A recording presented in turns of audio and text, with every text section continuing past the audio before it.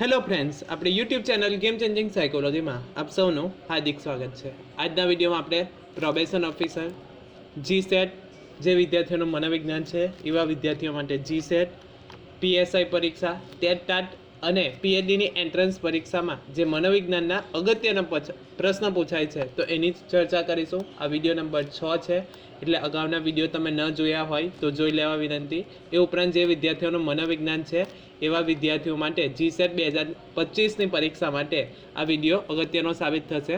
જે નવી સિરીઝ ચાલુ કરી છે અંતર્ગત T20 પ્રશ્ન એટલે કે ટોપ 20 જે અગત્યના પ્રશ્ન કહી શકાય મનોવિજ્ઞાનના, તો એની ચર્ચા કરીશું।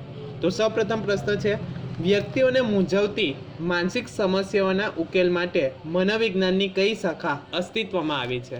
ઓપ્શન એ સલાહ, ઓપ્શન બી સંગઠનલક્ષી, ઓપ્શન સી ચિકિત્સા, ઓપ્શન ડી વિકાસાત્મક। તો સાચો જવાબ આવે છે ઓપ્શન એ સલાહ નામની જે શાખા છે તો સલાહ મનોવિજ્ઞાન જે છે એ વ્યક્તિઓને મૂંઝવતી માનસિક સમસ્યાઓના ઉકેલ માટે મનોવિજ્ઞાનની શાખા અસ્તિત્વમાં આવી છે, એટલે કે સાચો જવાબ સલાહ મનોવિજ્ઞાન।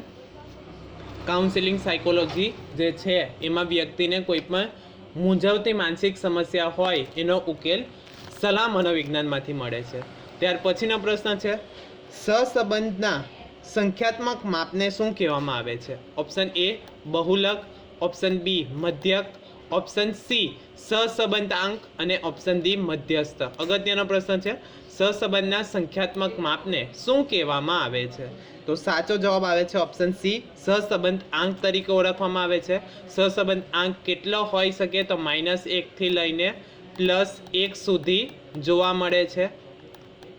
+1 એટલે કે ધન સહસંબંધ જોવા મળે છે, -1 એટલે કે ઋણ સહસંબંધ જોવા મળે છે અને વચ્ચે હશે 0। તો કોઈ પણ બે સંખ્યા વચ્ચે અથવા તો કોઈ પણ બે ઘટના વચ્ચે કોઈ સહસંબંધ નહીં હોય તો એ શૂન્ય સહસંબંધ કહેવામાં આવે છે। તો આ યાદ રાખો છે, -1 થી +1ની વચ્ચે સહસંબંધ જોવા મળે છે। ઘણી બધી વખત જીસેટની પરીક્ષામાં પણ આ પ્રશ્ન પૂછાયા છે, તેમજ પીએચડી એન્ટ્રન્સમાં પણ પૂછાય છે। ત્યાર પછીનો પ્રશ્ન છે, અન્ય વ્યક્તિઓની સમજ કે અપેક્ષા કરતાં અવનવું કાર્ય કરવાની શક્તિને શું કહેવામાં આવે છે? ઓપ્શન એ કુદરતી બક્ષિસ, ઓપ્શન બી ચાલાકી, ઓપ્શન સી સૂઝ અને ઓપ્શન ડી વિવેક શક્તિ। તો સાચો જવાબ આવે છે ઓપ્શન બી ચાલાકી કહેવામાં આવે છે। અન્ય વ્યક્તિઓની સમજ કે અપેક્ષા કરતાં અવનવું કાર્ય કરવાની શક્તિને ચાલાકી કહેવામાં આવે છે। એટલે કે બીજી વ્યક્તિ વિચારે એના કરતાં કંઈક અલગ વિચારવામાં આવે તો એને શું કહેવામાં આવે છે? ચાલાકી કહેવામાં આવે છે। ત્યાર પછીનો અગત્યનો પ્રશ્ન છે, કેટલા બુદ્ધિઆંકવાળી વ્યક્તિને માનસિક રીતે પછાત, મંદ કે મનોદુર્બળ કહેવામાં આવે છે? ઓપ્શન એ 70 થી ઓછી, ઓપ્શન બી 70 થી 79, ઓપ્શન સી 90 થી 100 અને ઓપ્શન ડી 120 થી 130। જીસેટ 2024ની પરીક્ષામાં પ્રશ્ન પૂછાયો હતો, અગત્યનો છે, કેટલા બુદ્ધિઆંકવાળી વ્યક્તિને માનસિક રીતે પછાત અથવા તો મનોદુર્બળ કહેવામાં આવે છે? અગત્યનો પ્રશ્ન છે। તો સાચો જવાબ આવે છે ઓપ્શન એ 70 થી ઓછી બુદ્ધિઆંક ધરાવતી વ્યક્તિઓને માનસિક રીતે પછાત, મંદ કે મનોદુર્બળ કહેવામાં આવે છે। તો અગત્યનો પ્રશ્ન છે, 2024ની જીસેટની પરીક્ષામાં પૂછાયેલો પ્રશ્ન છે। ત્યાર પછીનો પ્રશ્ન છે, જૂથના સભ્યોનું એકબીજાને વળગી રહેવાના વલણને શું કહેવામાં આવે છે? ઓપ્શન એ મનોવલણ, ઓપ્શન બી ધોરણો, ઓપ્શન સી જૂથ, ઓપ્શન સી સ્વખ્યાલ અને ઓપ્શન ડી જૂથ સશક્તિ। તો સાચો જવાબ આવે છે ઓપ્શન ડી જૂથ સશક્તિ કહેવામાં આવે છે। જૂથના સભ્યોનું એકબીજાને વળગી રહેવાનું વલણને શું કહેવામાં આવે છે? તો જૂથ સશક્તિ તરીકે ઓળખવામાં આવે છે। ત્યાર પછીનો પ્રશ્ન છે, પસ્તાવો, આઘાત વગેરે કયા પ્રકારના મનોભારક કહેવાય છે? ઓપ્શન એ મનોવૈજ્ઞાનિક, ઓપ્શન બી શારીરિક, ઓપ્શન સી બાહ્ય પર્યાવરણજન્ય અને ઓપ્શન ડી સામાજિક। તો પસ્તાવો, આઘાત વગેરે કયા પ્રકારના મનોભારક કહેવાય? તો સાચો જવાબ આવે છે ઓપ્શન એ મનોવૈજ્ઞાનિક મનોભારક તરીકે ઓળખવામાં આવે છે। ત્યાર પછીનો પ્રશ્ન છે, લોહી જોવાના પ્રસંગે ઊભા થતા ભયનો સમાવેશ કયા પ્રકારના ભયમાં થાય છે?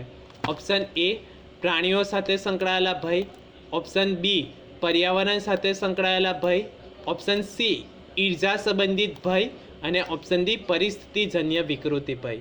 તો સાચો જવાબ આવે છે ઓપ્શન સી ઈજા સંબંધિત ભય તરીકે ઓળખવામાં આવે છે. એટલે કે લોહી જોવાના પ્રસંગે ઊભા થતો જે ભય છે તો એ કયા પ્રકારનો ભય કહેવાય? તો ઈજા સંબંધિત ભય તરીકે ઓળખવામાં આવે છે. ત્યાર પછીનો પ્રશ્ન છે, મનોગત્યાત્મક અભિગમમાં કોનો ફાળો સૌથી મોટો છે? ખૂબ જ અગત્યનો પ્રશ્ન છે. Option A Raymond Cattell, option B Mischel, option C Isaac અને ઓપ્શન ડી સિગમન્ડ ફ્રોઇડ. તો સાચો જવાબ આવે છે ઓપ્શન ડી સિગમન્ડ ફ્રોઇડ. મનોગત્યાત્મક અભિગમમાં સૌથી વધારે ફાળો હોય તો સૌથી મોટો ફાળો હોય તો ઓપ્શન ડી સિગમન્ડ ફ્રોઇડનો આવે છે. ત્યારબાદ તમારા માટે પ્રશ્ન, સિગમન્ડ ફ્રોઇડ જે છે એમના દ્વારા કયો સિદ્ધાંત આપવામાં આવ્યો છે? જો તમે જાણતા હોય તો કમેન્ટ બોક્સમાં કમેન્ટ કરી શકો છો. તે ઉપરાંત સિગમન્ડ ફ્રોઇડ દ્વારા જે પણ અલગ અલગ અવસ્થાઓ આપવામાં આવી છે એ અવસ્થા જો તમે જાણતા હોય તો કમેન્ટ બોક્સમાં કમેન્ટ કરી શકો છો. ત્યાર પછીનો પ્રશ્ન છે, જૂથને વ્યવસ્થિત કે સંગઠિત બનાવવા શેની આવશ્યકતા છે? ઓપ્શન એ સ્વખ્યાલ, ઓપ્શન બી ધોરણો, ઓપ્શન સી જૂથ સશક્તિ અને ઓપ્શન ડી મનોવલણ. તો સાચો જવાબ આવે છે ઓપ્શન બી ધોરણો કહેવામાં આવે છે. જૂથને વ્યવસ્થિત કે સંગઠિત બનાવવા માટે શેની આવશ્યકતા છે? તો ધોરણોની, નોર્મ્સની આવશ્યકતા હોય છે. ત્યાર પછીનો પ્રશ્ન છે અગત્યનો પ્રશ્ન, શાસ્ત્રીય અભિસંધાનનો પ્રયોગ કયા મનોવૈજ્ઞાનિકે કર્યો છે?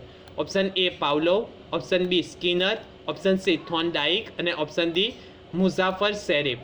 તો સાચો જવાબ આવે છે ઓપ્શન એ પાવલોવે કૂતરા ઉપર જે પ્રયોગ કર્યો છે શાસ્ત્રીય અભિસંધાનનો પ્રયોગ, તો એ અગત્યનો છે. ઘણી બધી વખત ટેટ અને જીસેટમાં પણ પ્રશ્ન પૂછાયો છે, શાસ્ત્રીય અભિસંધાનનો પ્રયોગ કયા મનોવૈજ્ઞાનિકે કર્યો છે? તો ઇવાન પેટ્રોવિચ પાવલો દ્વારા કરવામાં આવ્યો છે.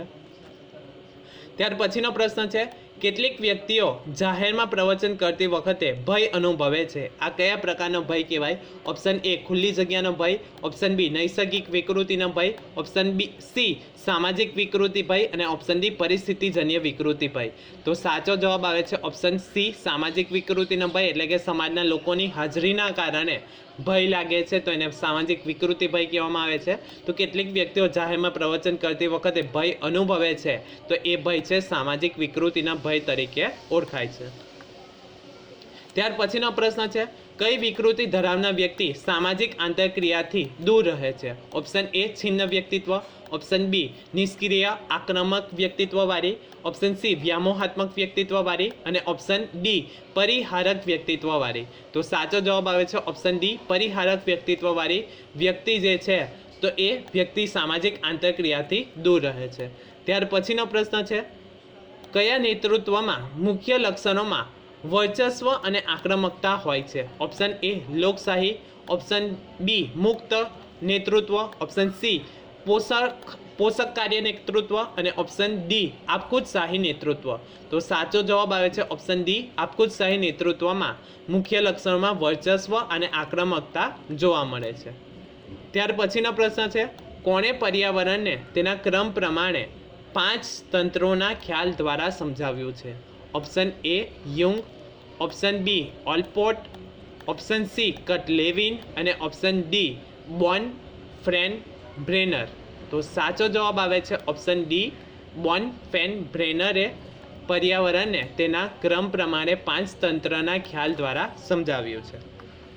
ત્યાર પછીનો પ્રશ્ન છે, પાયાની જરૂરિયાતો સંતોષવાના સમસ્યા કઈ છે? ઓપ્શન એ બેકારી, ઓપ્શન બી નબળું અર્થતંત્ર, ઓપ્શન સી કાયદાઓનું ઉલ્લંઘન અને ઓપ્શન ડી સલામતી. તો સાચો જવાબ આવે છે ઓપ્શન ડી સલામતીની જે જરૂરિયાત છે એ સંતોષવામાં સમસ્યા થઈ શકે છે.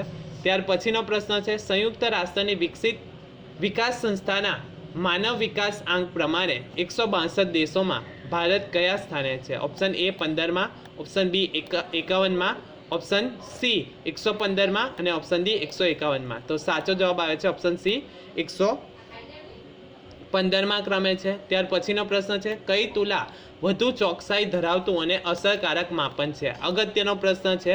ઓપ્શન એ ગુણોત્તરલક્ષી તુલા, ઓપ્શન બી નામલક્ષી તુલા, ઓપ્શન સી ક્રમલક્ષી તુલા અને ઓપ્શન ડી મધ્યાંતરલક્ષી તુલા. તો સાચો જવાબ આવે છે ઓપ્શન એ, ગુણોત્તરલક્ષી તુલા એ વધુ ચોકસાઈ ધરાવતું અને અસરકારક માપન છે. ત્યાર પછીનો પ્રશ્ન છે, બુદ્ધિ, મનોવલણો કે અભિરુચિ જેવા લક્ષણોના માપનમાં કઈ તુલાનો ઉપયોગ થાય છે? ઓપ્શન એ, નામલક્ષી તુલા, ઓપ્શન બી, મધ્યાંતરલક્ષી તુલા, ઓપ્શન સી, ગુણોત્તરલક્ષી તુલા અને ઓપ્શન ડી, ક્રમલક્ષી તુલા. તો સાચો જવાબ આવે છે ઓપ્શન બી, મધ્યાંતરલક્ષી તુલામાં બુદ્ધિ, મનોવલણો કે અભિરુચિ જેવા લક્ષણોના માપન તુલાનો ઉપયોગ થાય છે, એટલે કે મધ્યાંતરલક્ષી તુલામાં એનો ઉપયોગ કરવામાં આવે છે. તો અગત્યનો પ્રશ્ન છે. ત્યાર પછીનો પ્રશ્ન છે, કોઈ વ્યક્તિનો ફોટો જોતી વખતે તેના આખા ચહેરા પર એક સાથે ધ્યાન આપીએ છીએ, આ સમયે મગજમાં કઈ ક્રિયાઓ થાય છે? ઓપ્શન એ, સર્જનાત્મકતા, ઓપ્શન બી, ક્રમિક, ઓપ્શન સી, સમકાલીન અને ઓપ્શન ડી, ધ્યાન. તો સાચો જવાબ આવે છે ઓપ્શન સી, સમકાલીન થાય છે, એટલે કે કોઈ એક વ્યક્તિનો ફોટો જોતી વખતે તેના આખા ચહેરા પર એક સાથે ધ્યાન આપીએ છીએ તો એ સમકાલીન અસર થાય છે મગજ પર, અથવા તો મગજમાં એક ક્રિયા થાય છે, તો સમકાલીન ક્રિયા થાય છે. ત્યાર પછીનો પ્રશ્ન છે, પરિસ્થિતિ પ્રત્યે લાક્ષણિકતા રીતે પ્રતિક્રિયા આપવાનું વલણ એટલે શું? ઓપ્શન એ, સ્વભાવ, ઓપ્શન બી, મિજાજ, ઓપ્શન સી, ચારિત્ર અને ઓપ્શન ડી, પ્રકૃતિ. તો સાચો જવાબ આવે છે ઓપ્શન ડી, પ્રકૃતિ કહેવામાં આવે છે. તો પરિસ્થિતિ પ્રત્યે લાક્ષણિકતા રીતે પ્રતિક્રિયા આપવાનું વલણ જે છે તેને પ્રકૃતિ તરીકે ઓળખવામાં આવે છે. આશા રાખું છું કે તમને આ વિડીયોમાં સમજ પડી ગઈ હશે, અને જો તમને આ વિડીયો પસંદ પડ્યો હોય તો વધુમાં વધુ લાઈક કરો, શેર કરો અને અમારી ચેનલને સબસ્ક્રાઈબ કરો. Thank you.